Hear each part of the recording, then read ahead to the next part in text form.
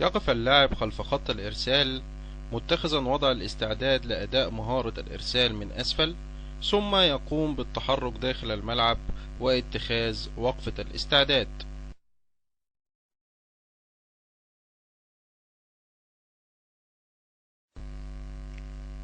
من وقفة الاستعداد يقوم اللاعب بمسك الكرة ورميها لأعلى لترتطم بالأرض أمام القدم الخلفية.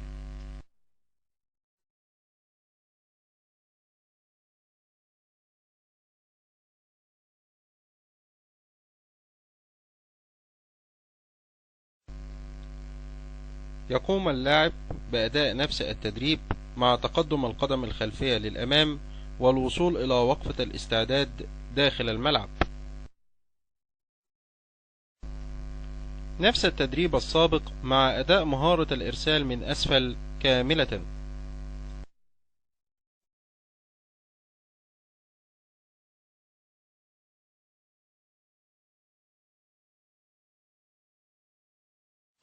اللاعبان ألف وب متواجهان والمسافة بينهما 3 أمتار تقريبا.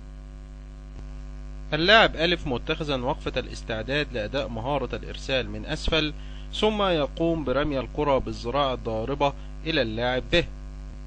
يتم تكرار الأداء بين اللاعبين ألف وب بالتبادل.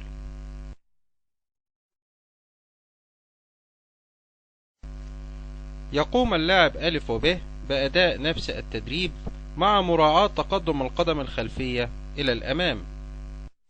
يقوم اللاعبان ألف وب بأداء نفس التدريب مع مراعاة تقدم القدم الخلفية للأمام والعودة إلى وقفة الاستعداد.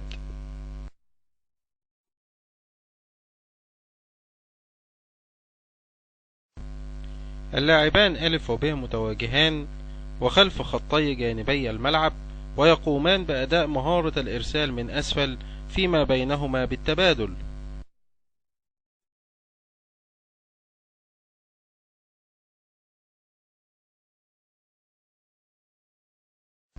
أداء نفس التدريب مع زيادة المسافة بين اللاعبين بالتدريج.